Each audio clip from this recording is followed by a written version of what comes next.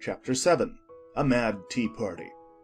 There was a table set out under a tree in front of the house, and the March Hare and the Hatter were having tea at it. A dormouse was sitting between them, fast asleep, and the other two were using it as a cushion, resting their elbows on it, and talking over its head. Very uncomfortable for the dormouse, thought Alice. Only, as it's asleep, I suppose it doesn't mind. The table was a large one, but the three were all crowded together at one corner of it. No room! They cried out when they saw Alice coming. There's plenty of room, said Alice indignantly, and she sat down in a large armchair at one end of the table. Have some wine, the March Hare said, in an encouraging tone. Alice looked all round the table, but there was nothing on it but tea. I don't see any wine, she remarked. There isn't any, said the March Hare. Then it wasn't very civil of you to offer it, said Alice angrily. It wasn't very civil of you to sit down without being invited, said the March Hare. I didn't know it was your table, said Alice. It's laid for a great many more than 3. Your hair wants cutting, said the Hatter. He had been looking at Alice for some time with great curiosity, and this was his first speech. You should learn not to make personal remarks, Alice said with some severity. It's very rude. The Hatter opened his eyes very wide on hearing this, but all he said was, Why is a raven like a writing desk? Come, we shall have some fun now, thought Alice. I'm glad they've begun asking riddles. I believe I can guess that, she added aloud. Do you mean that you think you can find out the answer to it? said the March Hare. Exactly so, said Alice. Then you should say what you mean, the March Hare went on. I do, Alice hastily replied. At least I mean what I say. That's the same thing, you know. Not the same thing a bit, said the Hatter. You might just as well say that I see what I eat is the same thing as I eat what I see. You might just as well say, added the March Hare, that I like what I get is the same thing as I get what I like. You might just as well say, added the Dormouse, who seemed to be talking in his sleep, that I breathe when I sleep is the same thing as I sleep when I breathe. It is the same thing with you, said the Hatter, and here the conversation dropped, and the party sat silent for a minute, while Alice thought over all she could remember about ravens and writing desks, which wasn't much. The Hatter was the first to break the silence. What day of the month is it? He said, turning to Alice. He had taken his watch out of his pocket, and was looking at it uneasily, shaking it every now and then, and holding it to his ear. Alice considered a little, and then said, The 4th. 2 days wrong, sighed the Hatter. I told you butter wouldn't suit the works, he added, looking angrily at the March Hare. It was the best butter, the March Hare meekly replied. Yes, but some crumbs must have got in as well. The Hatter grumbled. You shouldn't have put it in with the bread knife. The March Hare took the watch and looked at it gloomily. Then he dipped it into his cup of tea and looked at it again, but he could think of nothing better to say than his first remark. It was the best butter, you know. Alice had been looking over his shoulder with some curiosity. What a funny watch, she remarked. It tells the day of the month and doesn't tell what o'clock it is. Why should it? Muttered the Hatter. Does your watch tell you what year it is? Of course not, Alice replied very readily. But that's because it stays the same year for such a long time together. Which is just the case with mine, said the Hatter. Alice felt dreadfully puzzled. The Hatter's remark seemed to have no sort of meaning in it, and yet it was certainly English. I don't quite understand you, she said, as politely as she could. The dormouse is asleep again, said the Hatter, and he poured a little hot tea upon its nose. The Dormouse shook its head impatiently and said, without opening its eyes, Of course, just what I was going to remark myself. Have you guessed the riddle yet? the Hatter said, turning to Alice again. No, I give it up, Alice replied. What's the answer? I haven't the slightest idea, said the Hatter. Nor I, said the March Hare. Alice sighed wearily. I think you might do something better with the time, she said. Than waste it in asking riddles that have no answers. If you knew time as well as I do, said the Hatter. You wouldn't talk about wasting it. It's him. I don't know what you mean. said Alice. Of course you don't. The Hatter said, tossing his head contemptuously. I dare say you never even spoke to Time. Perhaps not, Alice cautiously replied. but I know I have to beat time when I learn music. Ah, that accounts for it. Said the Hatter. He won't stand beating. Now, if you only kept on good terms with him, he'd do almost anything you liked with the clock. For instance, suppose it were 9 o'clock in the morning, just time to begin lessons. You'd only have to whisper a hint to Time, and round goes the clock in a twinkling. 1:30, time for dinner. I only wish it was. The March Hare said to itself in a whisper. That would be grand, certainly. Said Alice thoughtfully. But then I shouldn't be hungry for it, you know. Not at first, perhaps, Said the Hatter. but you could keep it to 1:30 as long as you liked. Is that the way you manage? Alice asked. The Hatter shook his head mournfully. Not I. He replied. We quarrelled last March, just before he went mad, you know. Pointing with his teaspoon at the March Hare. It was at the great concert given by the Queen of Hearts, and I had to sing, "Twinkle, twinkle, little bat, how I wonder what you're at. Twinkle, twinkle, little bat, how I wonder what you're at." You know the song, perhaps? I've heard something like it. Said Alice. It goes on, you know, The Hatter continued. in this way. Up above the world you fly, like a tea tray in the sky. Twinkle, twinkle. Up above the world you fly, like a tea tray in the sky. Twinkle, twinkle. Here the Dormouse shook itself and began singing in its sleep. Twinkle, twinkle, twinkle, twinkle. And went on so long that they had to pinch it to make it stop. Well, I'd hardly finished the first verse Said the Hatter. when the Queen jumped up and bawled out, "He's murdering the time! Off with his head!" How dreadfully savage. Exclaimed Alice. And ever since that, The Hatter went on in a mournful tone. he won't do a thing I ask. It's always 6 o'clock now. A bright idea came into Alice's head. Is that the reason so many tea things are put out here? She asked. Yes, that's it. Said the Hatter with a sigh. It's always tea time, and we've no time to wash the things between whiles. Then you keep moving round, I suppose? Said Alice. Exactly so, Said the Hatter. as the things get used up. But what happens when you come to the beginning again? Alice ventured to ask. Suppose we change the subject. The March Hare interrupted, yawning. I'm getting tired of this. I vote the young lady tells us a story. I'm afraid I don't know one. Said Alice, rather alarmed at the proposal. Then the Dormouse shall. They both cried. Wake up, Dormouse! And they pinched it on both sides at once. The Dormouse slowly opened his eyes. I wasn't asleep. He said in a hoarse, feeble voice. I heard every word you fellows were saying. Tell us a story. Said the March Hare. Yes, please do. Pleaded Alice. And be quick about it, Added the Hatter. or you'll be asleep again before it's done. Once upon a time there were 3 little sisters, The Dormouse began in a great hurry. and their names were Elsie, Lacie, and Tilly, and they lived at the bottom of a well. What did they live on? Said Alice, who always took a great interest in questions of eating and drinking. They lived on treacle. Said the Dormouse after thinking a minute or two. They couldn't have done that, you know. Alice gently remarked. They'd have been ill. So they were. Said the Dormouse. Very ill. Alice tried to fancy to herself what such an extraordinary ways of living would be like, but it puzzled her too much, so she went on. But why did they live at the bottom of a well? Take some more tea. The March Hare said to Alice very earnestly. I've had nothing yet, Alice replied in an offended tone. so I can't take more. You mean you can't take less? Said the Hatter.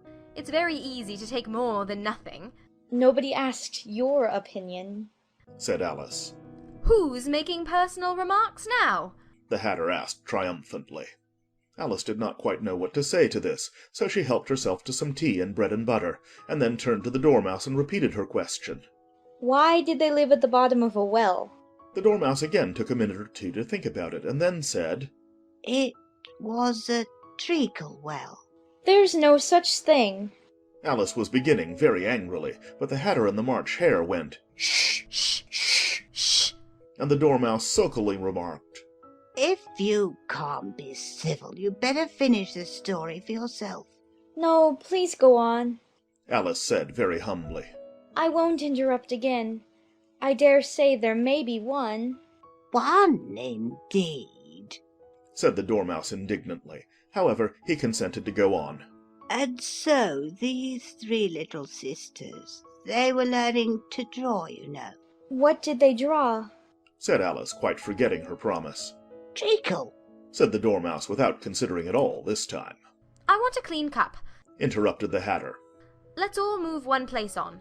He moved on as he spoke, and the Dormouse followed him. The March Hare moved into the Dormouse's place, and Alice, rather unwillingly, took the place of the March Hare. The Hatter was the only one who got any advantage from the change, and Alice was a good deal worse off than before, as the March Hare had just upset the milk jug into his plate. Alice did not wish to offend the Dormouse again, so she began very cautiously. But I don't understand. Where did they draw the treacle from? You can draw water out of a water well, Said the Hatter. so I should think you could draw treacle out of a treacle well. Eh, stupid? But they were in the well. Alice said to the Dormouse, not choosing to notice this last remark. Of course they were. Said the Dormouse. Well in. This answer so confused poor Alice that she let the Dormouse go on for some time without interrupting it. They were learning to draw. The Dormouse went on, yawning and rubbing its eyes, for it was getting very sleepy. And they drew all manner of things. Everything that begins with an M. Why with an M? Said Alice. Why not? Said the March Hare. Alice was silent. The Dormouse had closed its eyes by this time and was going off into a doze, but on being pinched by the Hatter it woke up again with a little shriek and went on. Eek, eek, eek.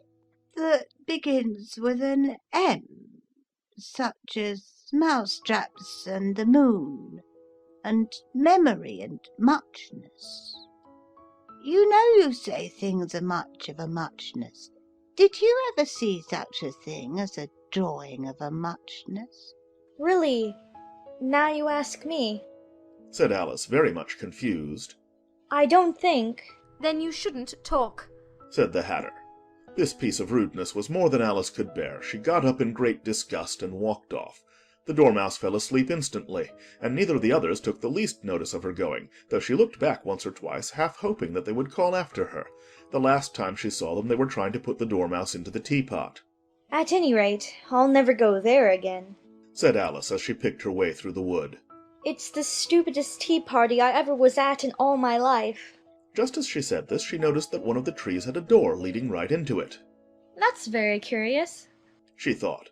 But everything's curious today. I think I may as well go in at once. And in she went. Once more she found herself in the long hall, and close to the little glass table. Now, I'll manage better this time. She said to herself, and began by taking the little golden key and unlocking the door that led into the garden. Then she went to work nibbling at the mushroom, she had kept a piece of it in her pocket, till she was about a foot high. Then she walked down the little passage, and then she found herself at last in the beautiful garden, among the bright flower beds and the cool fountains. End of Chapter 7.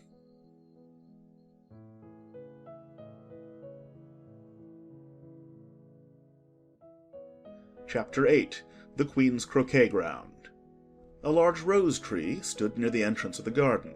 The roses growing on it were white, but there were 3 gardeners at it busily painting them red. Alice thought this a very curious thing, and she went nearer to watch them, and just as she came up to them she heard one of them say, "Look out now, Five. Don't go splashing paint over me like that." I couldn't help it. said Five in a sulky tone. 7 jogged my elbow. On which 7 looked up and said, That's right, 5. Always lay the blame on others. You'd better not talk. said 5. I heard the Queen say only yesterday you deserve to be beheaded. What for? said the one who had spoken first. That's none of your business, 2, said 7. Yes, it is his business. said 5. And I'll tell him. It was for bringing the cook tulip roots instead of onions. 7 flung down his brush and had just begun, Well, of all the unjust things. when his eye chanced to fall upon Alice as she stood watching them, and he checked himself suddenly. The others looked round also, and all of them bowed low. Would you tell me Said Alice a little timidly. why you are painting those roses? 5 and 7 said nothing, but looked at 2. 2 began in a low voice.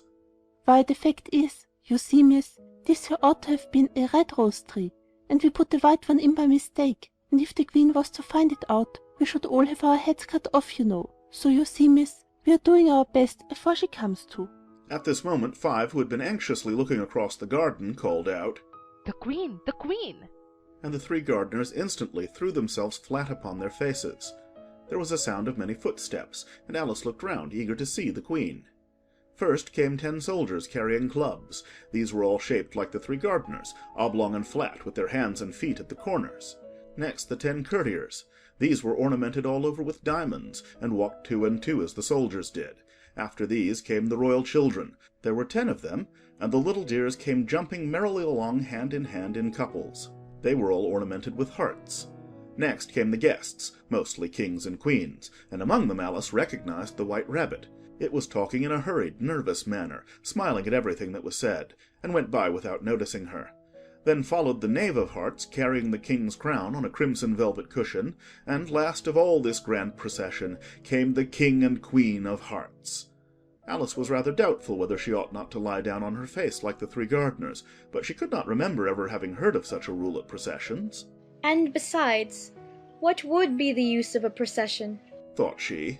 if people had all to lie down upon their faces, so that they couldn't see it? So she stood still where she was and waited. When the procession came opposite to Alice, they all stopped and looked at her, and the Queen said severely, Who is this? She said it to the Knave of Hearts, who only bowed and smiled in reply. Idiot. Said the Queen, tossing her head impatiently, and turning to Alice she went on, What's your name, child? My name is Alice, so please your majesty. Said Alice very politely, but she added to herself, Why, they're only a pack of cards, after all. I needn't be afraid of them. And who are these? Said the Queen, pointing to the 3 gardeners who were lying round the rose tree. For, you see, as they were lying on their faces, and the pattern on their backs was the same as the rest of the pack, she could not tell whether they were gardeners, or soldiers, or courtiers, or 3 of her own children. How should I know? Said Alice, surprised at her own courage. It's no business of mine. The Queen turned crimson with fury, and after glaring at her for a moment like a wild beast, screamed, Off with her head! Off! Nonsense! said Alice very loudly and decidedly, and the Queen was silent.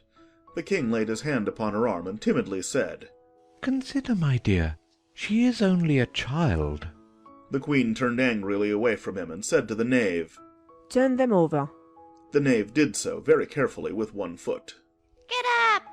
Said the Queen in a shrill, loud voice, and the 3 gardeners instantly jumped up and began bowing to the King, the Queen, the royal children, and everybody else.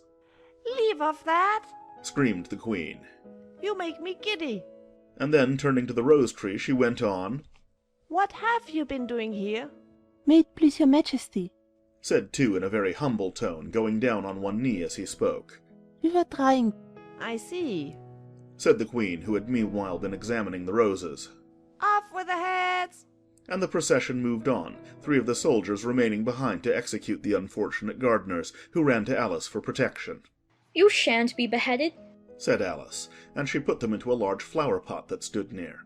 The 3 soldiers wandered about for a minute or 2 looking for them, and then quietly marched off after the others. Are the heads off? Shouted the Queen. Their heads are gone, if it please your majesty. The soldiers shouted in reply. That's right. Shouted the Queen. Can you play croquet? The soldiers were silent and looked at Alice, as the question was evidently meant for her. Yes. Shouted Alice. Come on, then. Roared the Queen, and Alice joined the procession, wondering very much what would happen next. It's a very fine day, said a timid voice at her side. She was walking by the White Rabbit, who was peeping anxiously into her face. Very, said Alice. Where's the Duchess? Hush, hush, said the rabbit in a low, hurried tone. He looked anxiously over his shoulder as he spoke, and then raised himself upon tiptoe, put his mouth close to her ear, and whispered. She's under sentence of execution. What for? said Alice. Did you say, what a pity? The rabbit asked. No, I didn't, said Alice. I don't think it's at all a pity. I said, what for? She boxed the Queen's ears. The rabbit began. Alice gave a little scream of laughter. Oh, hush, the rabbit whispered in a frightened tone. The Queen will hear you. You see, she came rather late, and the Queen said, Get to your places, shouted the Queen in a voice of thunder, and people began running about in all directions, tumbling up against each other. However, they got settled down in a minute or two, and the game began. Alice thought she had never seen such a curious croquet ground in her life. It was all ridges and furrows. The balls were live hedgehogs, the mallets live flamingos, and the soldiers had to double themselves up and to stand on their hands and feet to make the arches. The chief difficulty Alice found at first was in managing her flamingo. She succeeded in getting its body tucked away comfortably enough under her arm, with its legs hanging down, but generally, just as she had got its neck nicely straightened out and was going to give the hedgehog a blow with its head, it would twist itself round and look up in her face, with such a puzzled expression that she could not help bursting out laughing. And when she had got its head down and was going to begin again, it was very provoking to find that the hedgehog had unrolled itself and was in the act of crawling away. Besides all this, there was generally a ridge or furrow in the way wherever she wanted to send the hedgehog to, and as the doubled-up soldiers were always getting up and walking off to other parts of the ground, Alice soon came to the conclusion that it was a very difficult game indeed. The players all played at once, without waiting for turns, quarrelling all the while, and fighting for the hedgehogs, and in a very short time the Queen was in a furious passion, and went stamping about and shouting, Off with his head! or Off with her head! About once in a minute. Alice began to feel very uneasy. To be sure, she had not as yet had any dispute with the Queen, but she knew that it might happen any minute. And then, thought she, what would become of me? They're dreadfully fond of beheading people here. The great wonder is that there's anyone left alive. She was looking about for some way of escape, and wondering whether she could get away without being seen, when she noticed a curious appearance in the air. It puzzled her very much at first, but after watching it a minute or two she made it out to be a grin, and she said to herself, It's the Cheshire Cat. Now I shall have somebody to talk to. How are you getting on? said the cat, as soon as there was mouth enough for it to speak with. Alice waited till the eyes appeared, and then nodded. It's no use speaking to it, she thought, till its ears have come. Or at least one of them. In another minute the whole head appeared, and then Alice put down her flamingo and began an account of the game, feeling very glad she had someone to listen to her. The cat seemed to think that there was enough of it now in sight, and no more of it appeared. I don't think they play at all fairly. Alice began in rather a complaining tone. And they all quarrel so dreadfully one can't hear oneself speak, and they don't seem to have any rules in particular. At least, if there are, nobody attends to them. And you've no idea how confusing it is, all the things being alive. For instance, there's the arch I've got to go through next, walking about at the other end of the ground.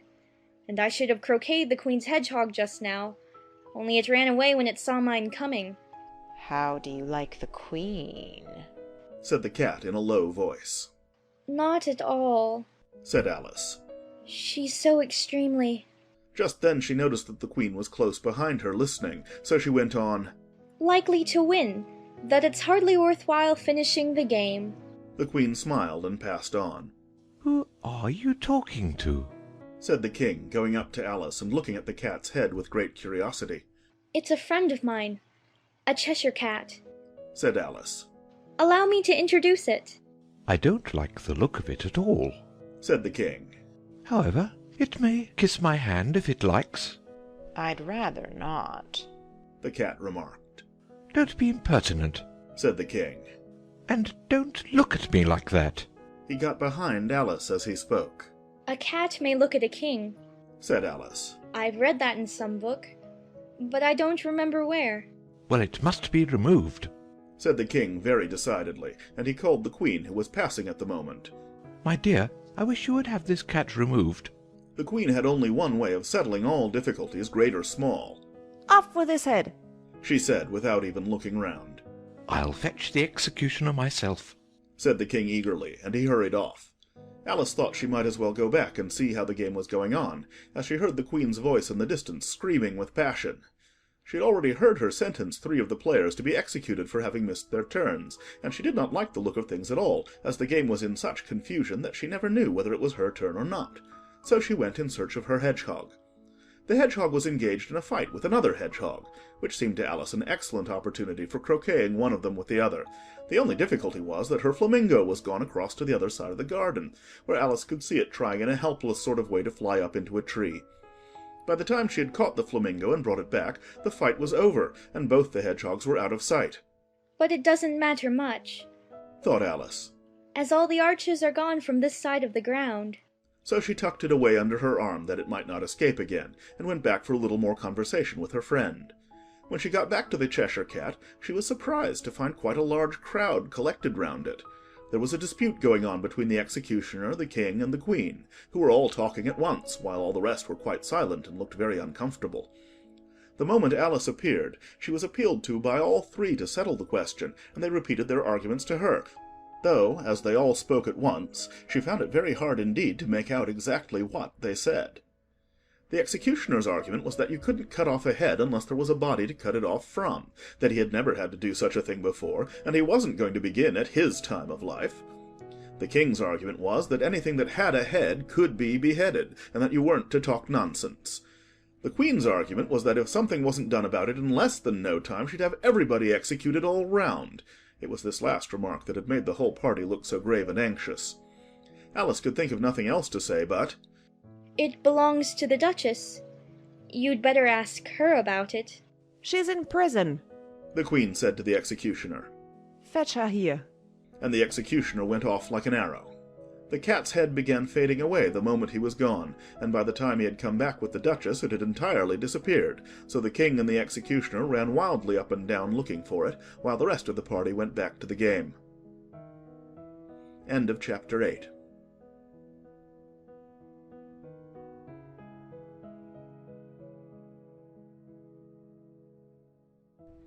Chapter 9. The Mock Turtle's Story.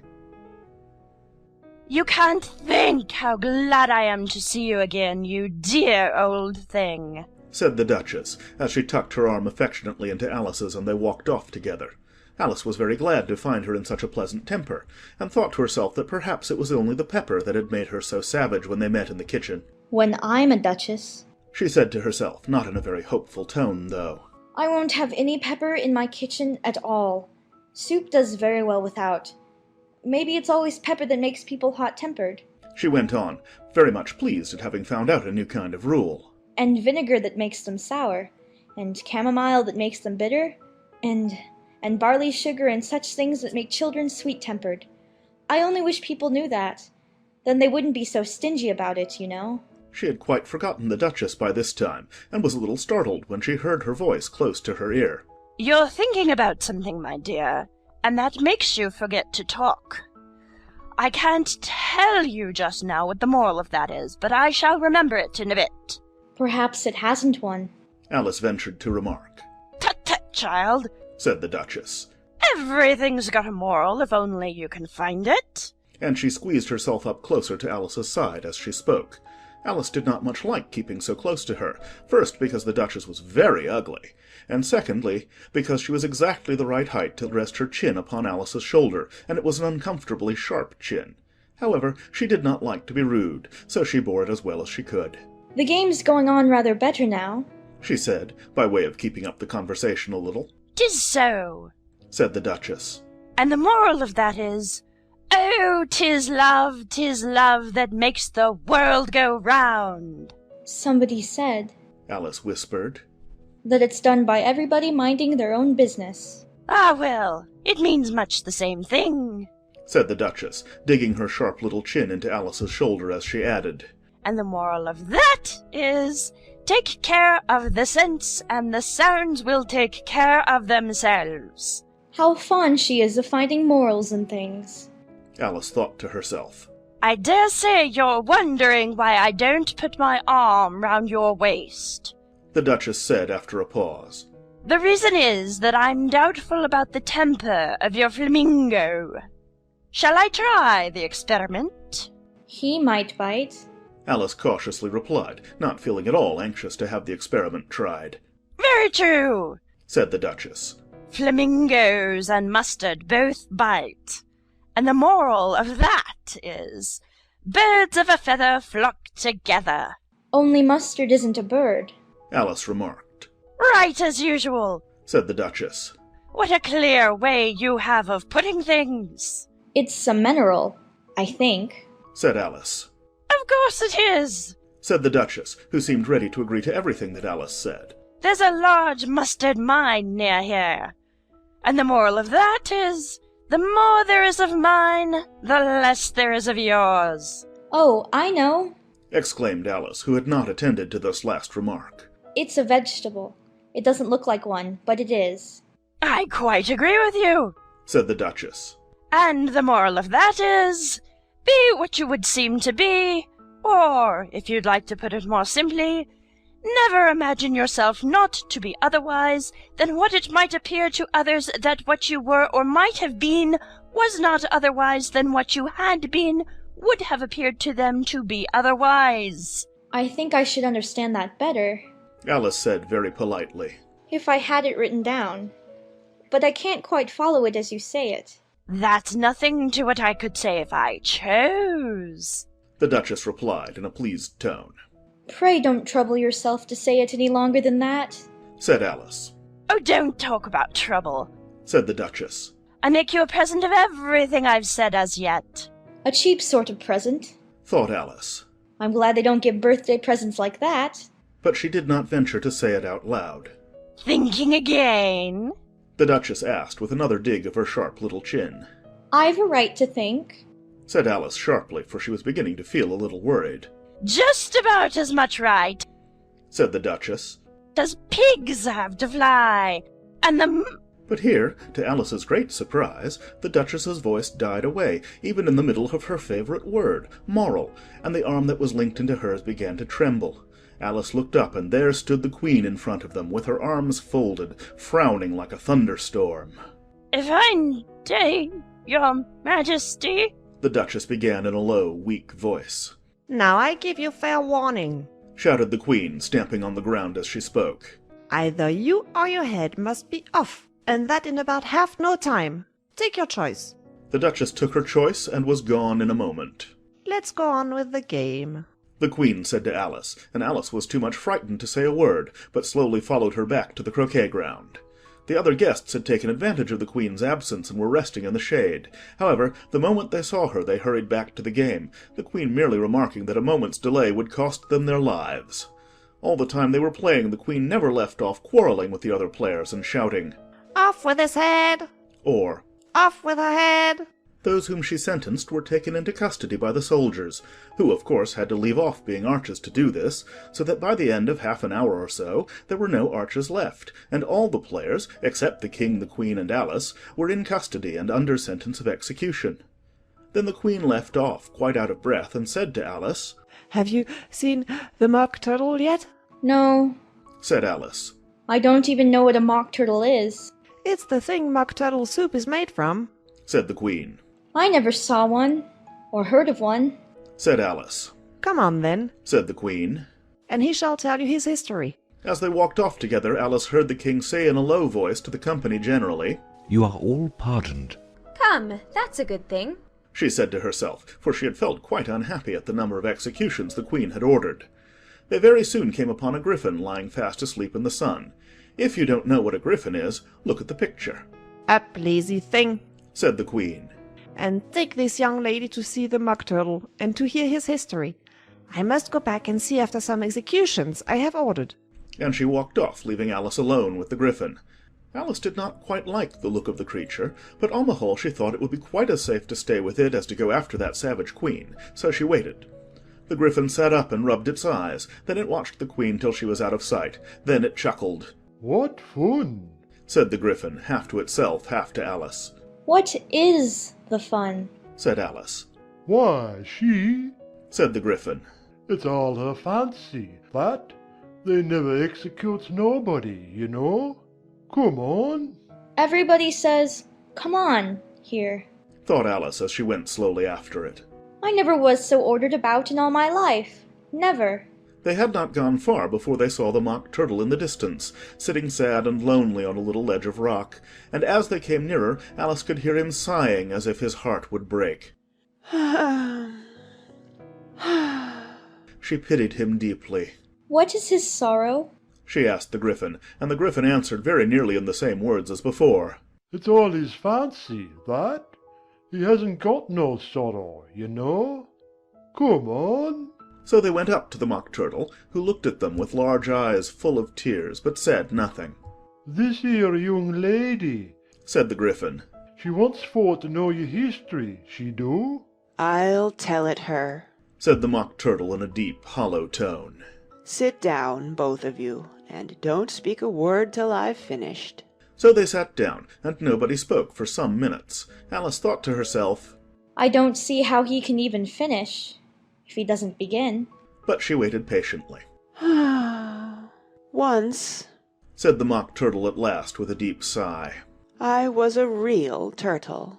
These words were followed by a very long silence, broken only by an occasional exclamation of from the Gryphon, and the constant heavy sobbing of the Mock Turtle.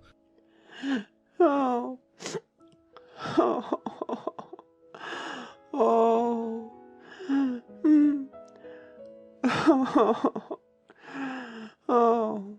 Alice was very nearly getting up and saying, Thank you, sir, for your interesting story. But she could not help thinking there must be more to come, so she sat still and said nothing. When we were little, the Mock Turtle went on at last, more calmly, though still sobbing a little now and then. Oh. Oh. We went to school in the sea. The master was an old turtle. We used to call him Tortoise. Why did you call him Tortoise, if he wasn't one? Alice asked. We called him Tortoise because he taught us, said the Mock Turtle angrily. Really, you are very dull. You ought to be ashamed of yourself for asking such a simple question, added the Gryphon, and then they both sat silent and looked at poor Alice, who felt ready to sink into the earth. At last the Gryphon said to the Mock Turtle, Drive on, old fellow. Don't be all day about it. And he went on in these words. Yes, we went to school in the sea, though you mayn't believe it. I never said I didn't, interrupted Alice. You did, said the Mock Turtle. Hold your tongue, added the Gryphon before Alice could speak again. The Mock Turtle went on. We had the best of educations. In fact, we went to school every day. I've been to a day school too, said Alice. You needn't be so proud as all that. With extras? asked the Mock Turtle a little anxiously. Yes, said Alice. We learned French and music. And washing? said the Mock Turtle. Certainly not, said Alice indignantly. Ah, then yours wasn't a really good school, said the Mock Turtle in a tone of great relief.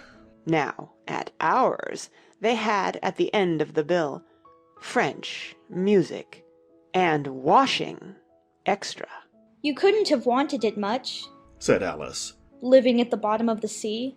I couldn't afford to learn it, said the Mock Turtle with a sigh. I only took the regular course. What was that? inquired Alice. Reeling and writhing, of course, to begin with, the Mock Turtle replied. And then the different branches of arithmetic, ambition, distraction, uglification, and derision. I never heard of uglification, Alice ventured to say. What is it? The Gryphon lifted up both its paws in surprise. What? Never heard of uglifying? it exclaimed. You know what to beautify is, I suppose? Yes, said Alice doubtfully. It means to make anything prettier. Well then, the Gryphon went on. If you don't know what to uglify is, you are a simpleton.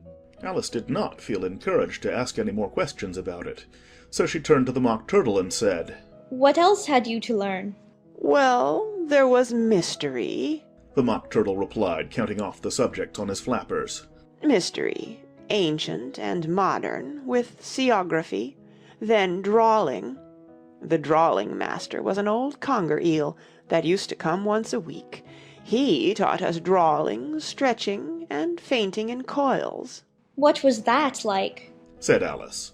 Well, I can't show it you myself, The Mock Turtle said. I'm too stiff, and the Gryphon never learnt it. Hadn't time, said the Gryphon. I went to the classics master, though. He was an old crab, he was. I never went to him, The Mock Turtle said with a sigh. He taught laughing and grief, they used to say. So he did, so he did, said the Gryphon, sighing in his turn, and both creatures hid their faces in their paws. And how many hours a day did you do lessons? Said Alice in a hurry to change the subject. 10 hours the first day, said the Mock Turtle. 9 the next, and so on. What a curious plan, exclaimed Alice. That's the reason they're called lessons, the Gryphon remarked. Because they lesson from day to day. This was quite a new idea to Alice, and she thought it over a little before she made her next remark. Then the 11th day must have been a holiday. Of course it was, said the Mock Turtle. And how did you manage on the 12th? Alice went on eagerly. That's enough about lessons, the Gryphon interrupted in a very decided tone. Tell her something about the games now. End of chapter 9.